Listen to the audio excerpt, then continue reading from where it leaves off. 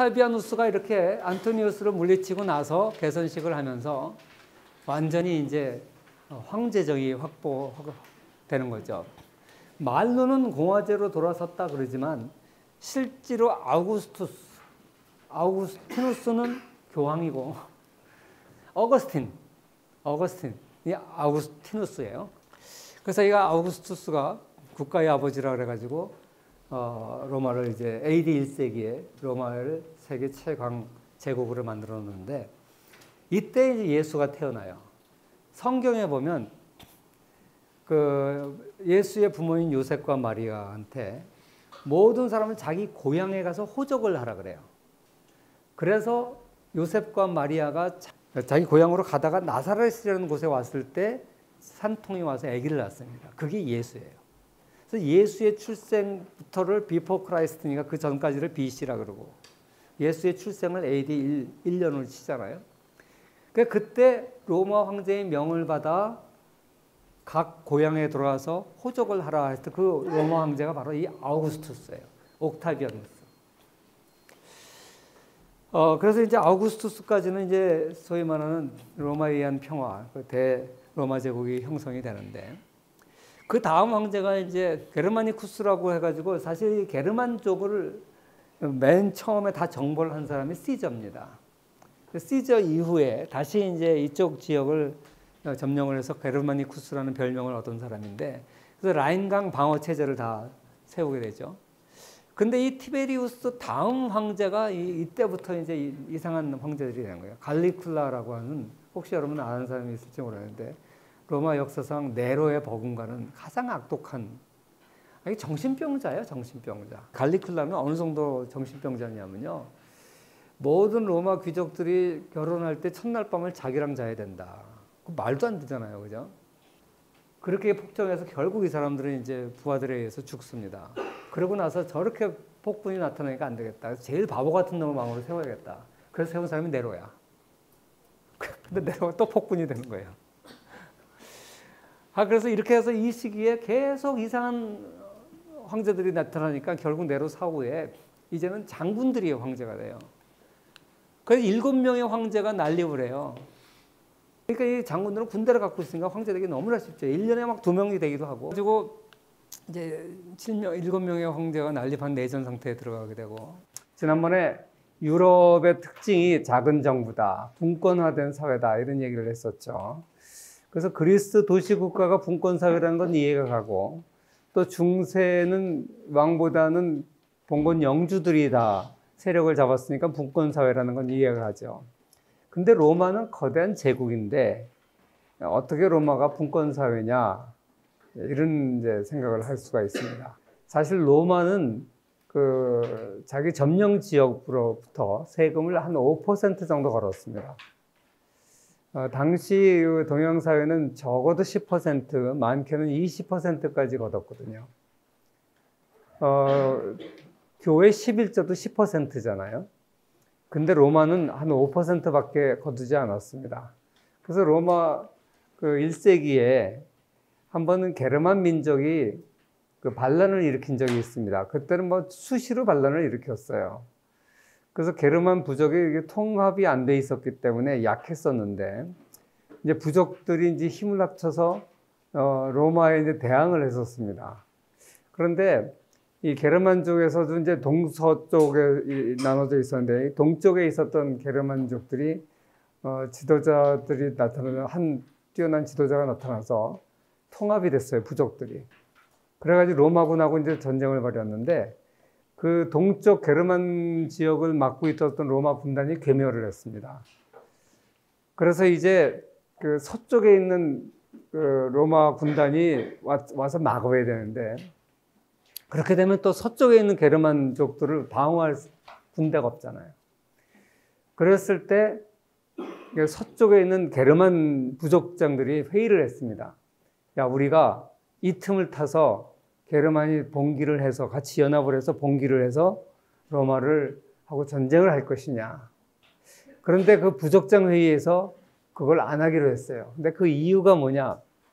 어차피 동쪽의 다른 게르만 부족한테 하고 동조를 해서 로마를 물리쳐도 그러면 결국 그 친구한테 세금을 내야 되는데 게르만 부족들 사이에서 보통 한 10%를 내고 있었어요. 옛날에 로마가 지배하기 이전에. 근데 지금 로마 치하에 들어와 있는데 5%밖에 내지 않는다. 그러면 어떤 게 유리하냐 봤을 때 차라리 로마가 낫다.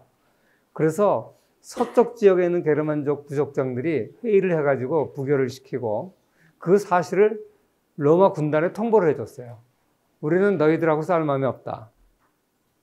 그래가지고 안심하고 로마 서쪽에 있는 군단이 부대를 빼서 동쪽으로 진격해 들어가가지고 동쪽의 게르만족들을 섬멸을 합니다.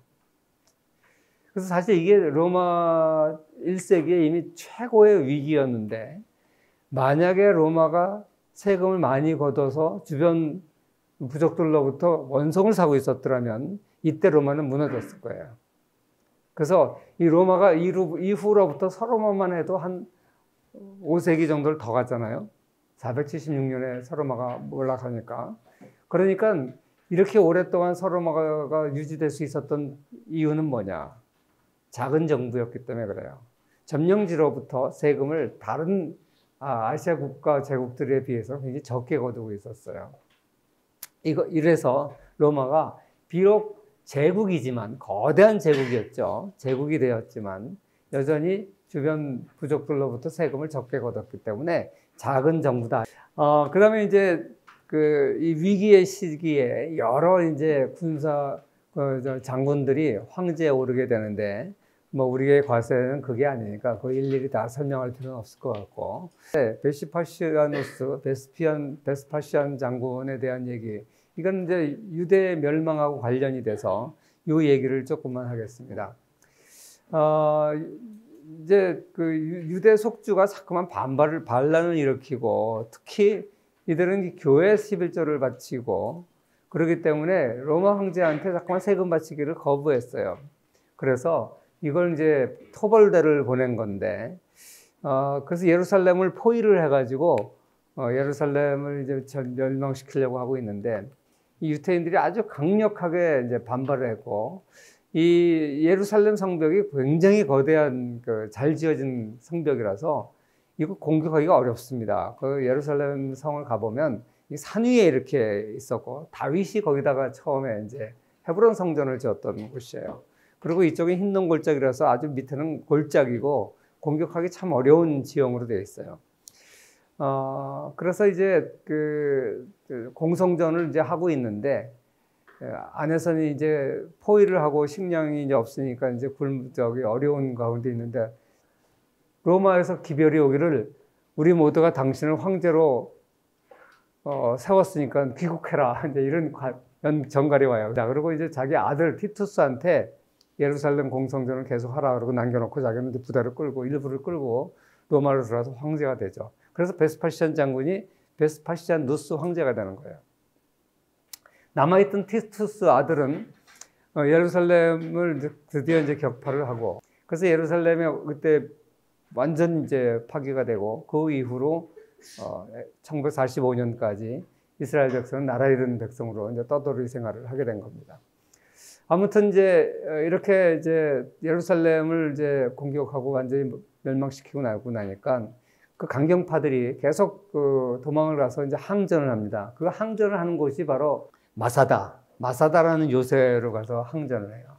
이 마사다는 아주 천혜의 요새입니다. 이 예루살렘에서 밑으로 쭉 내려가면 유대 광야가 나타나는데 그 광야에 있는 그 분지인 것 같아요. 분지 위에 이렇게 있는 그 요새인데 이 마사다 요새 양쪽이 뺑 돌아가면서 완전 절벽이에요. 그 저기를 올라가려면 아주 사람 한 사람이 겨우 갈 수 있는 빙글빙글 이렇게 타고 올라가는 길을 만들어 놨어요. 그리고 저건 헤롯 대왕이 요새로 자기가 이제 반란이 일어나면 이제 들어가서 살 요새로 만들어 놓은 거예요. 헤롯은 이제 성경이 기록된 게 BC 5세기까지 기록이 되어 있고 AD 1세기까지 공백기가 있는데 신구약 사이에 중간기라 그래서 이 기록이 없어요. 이 시대를 이제 헤롯 왕조 시대인데 사실 예루살렘 성벽을 새로 건축한 것도 헤롯 왕 시대예요. 근데 이 자기가 헤로드 왕은 사실 유태인이 아니에요. 그래가지고 언제 이제 반란이 일어날지 모르기 때문에 이 자기 요새를 만들어 놓은 건데, 이 요새는 한 몇 년을 버틸 수 있는 식량이 저장돼 있고, 사실 여기는 이제 광야이기 때문에 물이 없어요. 근데 빗물이 떨어지면 그 빗물을 한 방울도 안 없어지고 다 모을 수 있는 시설을 해놨어요. 그리고 부족한 고기는 비둘기를 키워서 먹을 수 있도록 비둘기 집을 쭉 만들어놔서 이렇게 몇 년을 버틸 수 있는 천연의 요새예요. 여기를 이제 유태인들이 나머지 사람들이 들어가서 항전을 하게 되죠. 그 여기를 이제 포위를 해가지고 여기가 이제 로마 군대가 주둔하고 있었던 지역이고, 근데 도대체 여기를 무너뜨릴 수가 없는 거예요. 그래가지고 나중에 어떻게 하냐면 티투스 장군이 유태인들을 이제 징병을 해다가 여기서부터 여기까지 비스듬한 언덕을 쌓아요. 그 뭐 많은 게 모래고 돌이고 자갈이니까 그걸 끌고 와서 계속 축성을 해요. 그래가지고 그 군대가 들어갈 수 있는 길을 만들어요. 그러니까 같은 유태인들이 와서 일하고 있으니까 뭐 화살을 쏴서 죽일 수도 없고, 그래서 결국 도로가 만들어지고, 그러고 이제 가서 다 전멸을 하게 되죠. 남아있는 사람들이 이제 남아있으면 어차피 죽는다, 그걸 알고 다 자결을 합니다. 자결하는 방식이 10명 모아서 한 명이 9명을 죽이고, 또 이런 식으로 계속 줄여서 자결을 다 전원이 죽고, 그 여자하고 아이들만 좀 남겨놔요. 그리고 너희들이 우리가 어떻게 죽었는지 후대에 전해라. 이렇게 해가지고 이 얘기가 그 후에 유태인들한테 계속 이제 계승이 되어 거죠. 그래서 오늘날에도 그 유태인은 이제 징병제인 모든 사람이 군대를 가는데, 군대 가면 맨 먼저 가는 곳이 이곳입니다.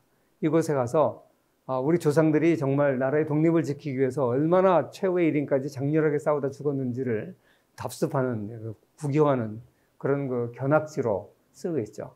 가서 이제 관광 가이드 얘기를 쭉 들으면서 이렇게 보게 되면 진짜 외국인인 나도 가슴이 뭉클한데, 이 유태인 젊은이들이 이렇게 정신무장을 하는 거예요. 남녀 요소 관계없이.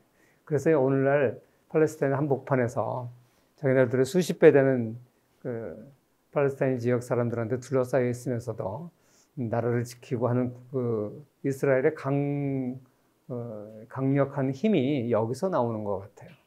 그 유태인들은 완전히 없어지면서 전 세계로 이제 뿔뿔이 흩어지는데, 여기서부터 이제 기독교가 나오게 되는 거죠. 원래 기독교는 유태교의 한 분파라고 생각을 했었어요. 그랬는데 이들이 이제 전 세계로 흩어지게 되면서, 이제 옛날에는 유태인들의 상징은 예루살렘 성전이에요, 성전. 거기서 이제 하나님한테 제사를 지내는 것으로서 유태인들은 자기네들의 아이덴티티, 정체성을 얘기했는데, 전 세계로 흩어지게 되니까 그 성전이 없잖아요, 그죠? 그러니까 거기서 각 지역에서 시나고그라고 하는, 우리나라 말로 회당이라고 번역을 하는데, 시나고그를 만들었어요. 그 시나고그에 만들어서 일주일에 한 번씩 모여서 거기서 제사를 지내고 예배를 드리고, 그 시나고그를 중심으로 해서 근데 기독교인들이 모이는 시나고그가 생긴 거예요. 그래서 그게 오늘날 기독교의 교회가 된 거죠. 근데 이 기독교는 그 로마 황제를 신으로 섬기는 것을 거부하고, 그래서 이제 기독교는 이단이 돼서 로마 제국으로부터 보호를 받지 못했습니다. 로마 제국은 사실 그 다신교를 믿기 때문에 특별히 뭐 이방 조그만 나라의 종교를 박해할 이유가 하나도 없어요. 그런데 유독 기독교는 황제 숭배를 거절을 했습니다. 이걸 우상이라 생각하고 거절을 했기 때문에, 유태교는 정식 종교로 인정이 됐기 때문에 박해를 안 받았어요. 그리고 정부로부터 보조도 받고 인정도 받고 보호도 받았는데, 기독교는 황제 숭배를 거절한다는 이유로 완전히 이제 박해를 받았고, 기독교는 유대교의 한 일파가 아니라 완전 다른 종교다라는 인식이 확실하게 된 거죠. 그리고 우리가 이제 로마에 가게 되면 이제 빠지지 않고 가는 콜로세움 있죠, 경기장. 이 콜로세움이 폴라비우스 원형극장이라고, 원래 정식 명칭은 콜로세움이 아니고 폴라비우스 원형극장이에요. 근데 이 폴라비우스는 뭐냐면 베스파시아누스 황제 이름이에요. 그래서 원래 그 콜로세움을 베스파시아누스 황제가, 이제 지난번에 얘기했죠, 로마의 유력자들은 자기 재산을 가지고 죽을 때 공공 건물을 기증하고 죽어요. 또는 다리 또는 도로 이런 거를 만들어 가지고 기증하고 죽어요. 그래서 자기 이름을 영원히 남기는 거죠. 그래서 마찬가지로 이 황제 일종명이에요. 그래서 티투스 황제 때 완성을 해서 여기서 이제 많은 기독교인들을 갖다가 사자의 머리 이렇게 밥으로 만들고 화형도 시키고 검투사들이 경기도 하고, 그래서 이제 로마 최고의 로마 시민들의 이제 볼거리를 제공한 원형 경기장이죠. 경제사의 현장을 찾아서 그런 이제 프로그램으로 우리 학교로부터 이제 2,700만 원을 받아가지고 그래서 27명의 학생들을 100만 원씩 지원을 해서 유럽 여행을 2주를 갔다 왔어요. 그래서 그 주제가 뭐냐? 경제사의 현장을 찾아서. 그래가지고 이 로마, 그러니까 이제 로마에 가서는 이제 고대 공부하고, 그 다음에 네덜란드, 유럽 7개 도시를 갔어요. 영국서부터 영국, 런던, 파리, 암스테르담, 로마, 스위스 몇몇 도시들 뭐 해가지고 하여간 쭉 7개 도시를 돌면서 각 현장에서 영국 런던의 그 국립박물관에 가서 산업혁명 강의하고, 로마에 와서 이제 로마 시대 강의하고 이런 식으로 했었어요. 그 학생들이 그때 자기 개인 절반 부담하고 학교에서 절반 부담하고 이렇게 해서 2주간에 걸쳐서 쭉 갔었는데 괜찮지 않아요?